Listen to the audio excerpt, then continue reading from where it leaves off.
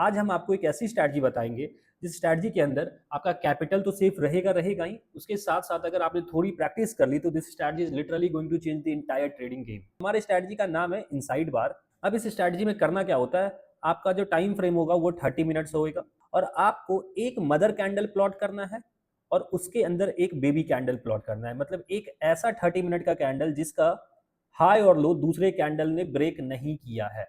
तो let suppose that अगर आपको ये सेटअप मिल जाता है तो what you need to do next. अब समझो कि ये पहला 30 मिनट का कैंडल बन गया, फिर ये दूसरा 30 मिनट का कैंडल बन गया। मतलब 9:15 से लेकर 9:45 तक ये बना और फिर 9:45 से लेकर 10:15 तक ये कैंडल बना। तो मतलब 10:15 के बाद जब तीसरा कैंडल बनना स्टार्ट होगा तो आपको मार्क कर लेना है इस बेबी कैंडल के हाई और लो को। अगर बेबी कैंडल का हाई टूटता है तो आपको लॉन्ग साइड की एंट्री लेनी है और अगर बेबी कैंडल का लो टूटता है तो आपको शॉर्ट साइड की एंट्री लेनी है।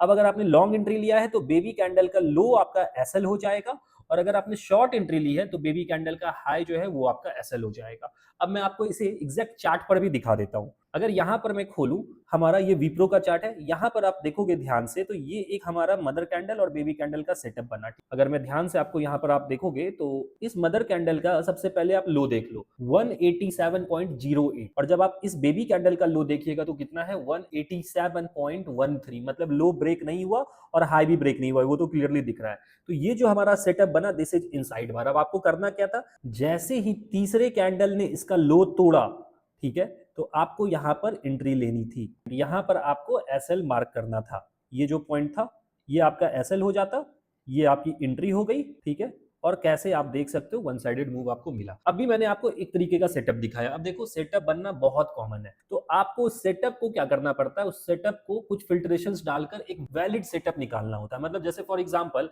आप फ्लिपकार्ट पे जाते हो, आपको लेट सपोज दैट जीन्स खरीदना है, तो आप फ्लिपकार्ट पर जाकर अगर सिर्फ जीन्स लिखोगे तो आपको मेंस जीन्स वुमेन जीन्स पूरा दिखने लगेगा। अब जब आप वहां फिल्टर डाल देते हो कि मुझे इस ब्रांड का जीन्स चाहिए, इस साइज का जीन्स चाहिए और इस टाइप का जीन्स चाहिए, तो क्या होता है आपका एक सेलेक्टिव प्रोडक्ट ही सामने आता है। उसी तरीके से किसी भी सेटअप पे जब आप फिल्टर्स लगा दोगे कि मुझे इसी तरीके का सेटअप में ट्रेड करना है, तो क्या होता है फिर एक क्वालिटी वाली ट्रेड निकल पाएगी।